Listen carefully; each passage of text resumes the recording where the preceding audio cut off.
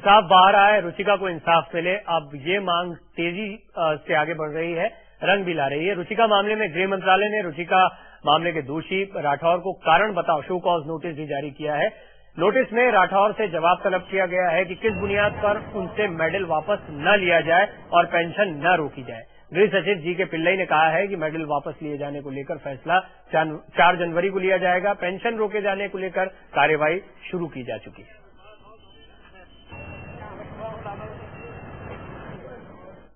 To withdraw the police medal given to former DGP S.P.S. Rathore in 1985.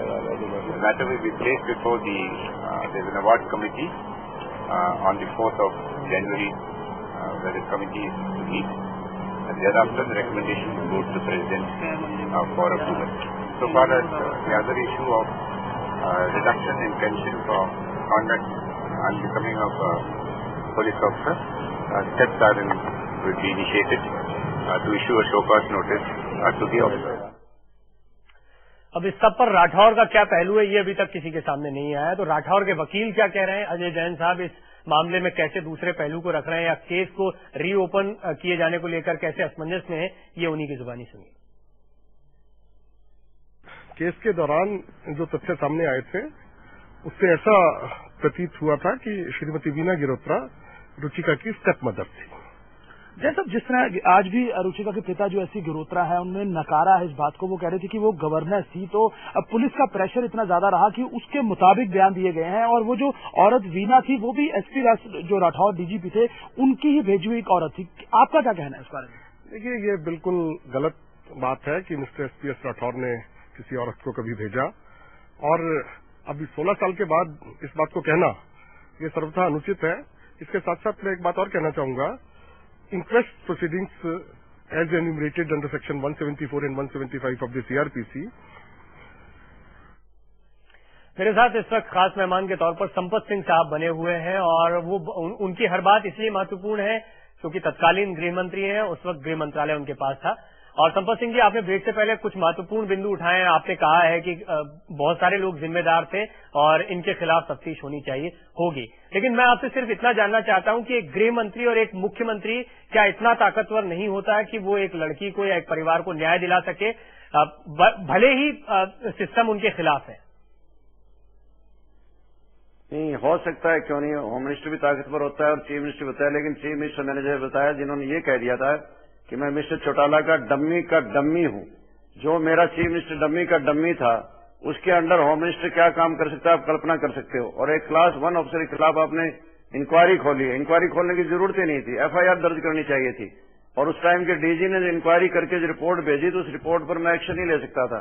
Class 2 तक कोई मंत्री action लेता है, क्लास 1 पर मुख्यमंत्री लेता है। आप पर भी दबाव था? एक सिस्टम है, सारी स्टेटों के अंदर है।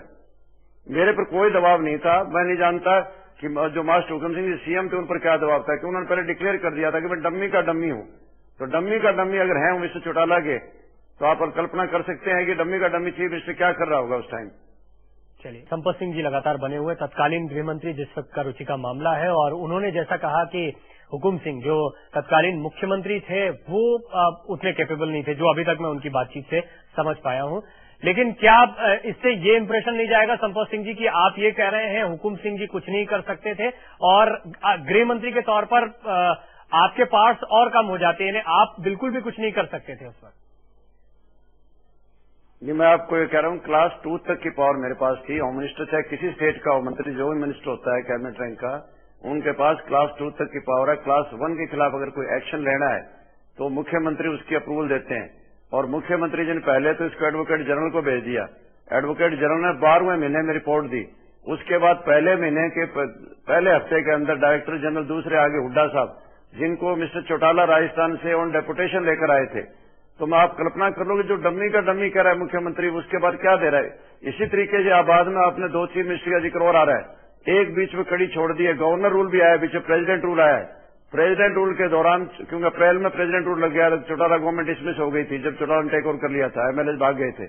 उसके बाद प्रेसिडेंट रूल आया। प्रेसिडेंट रूल के अंदर एलआर ने रिपोर्ट दे दी कि केस दर्ज होना चाहिए, और प्रेसिडेंट रूल के अंदर भी दर्ज नहीं किया गया। बाद में चाहे भजनाल जी आगे, केस दर्ज करवाने दूर की बात है। राठौड़ के खिलाफ जो चार्जेस थे वो चार्जेस विड्रा कर लिए और विड्रा करके उनको 94 में एडीजी बना दिया।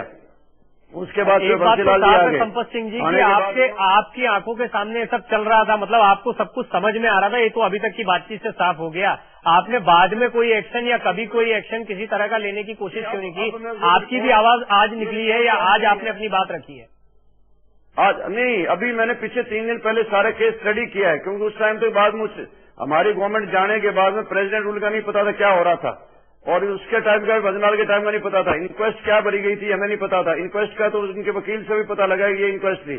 ये सारी चीजें सामने आ जाती है हमारे सामने, तो संपत सिंह एज अपॉर्चुनिटीज आवाज को बुलंद करता पूरी, लेकिन ये चीजें रही है जो कमियां रही है क्यों नहीं आ पाई। 4 साल तक कोई बोल नहीं पाया। चलिए आप देखते हैं अब जो मुहिम चल रही है उसमें अब जो न्याय के लिए लड़ाई तेज हुई है उसमें कितनी चीजें निकलकर सामने आ पाती हैं। कहा जाता है justice delayed is justice denied, यानी देर से मिला हुआ न्याय नहीं मिलने के बराबर होता है। लेकिन साथ ही साथ ये भी कहा जाता है कि देर आयत दुरुस्त आयत। अब देखते हैं कि इसमें आप जो बातें अब निकाल रहे हैं, आप कितनी इंपॉर्टेंट बातें अब निकालकर सामने रख पाएंगे या आप कितनी मदद अब जांच में कर पाएंगे। बहुत शुक्रिया आपका इस बातचीत में संपत सिंह जी, आप हमारे साथ जुड़े। तत्कालीन गृह मंत्री संपत सिंह, जिनका कहना है कि उस वक्त के मुख्यमंत्री कैपेबल नहीं थे और उनके अंडर में काम करने वाला गृह मंत्री कोई एक्शन कैसे ले सकता था। ये खास पेशकश नहीं, एक मुहिम है, आगे भी जारी रहेगी।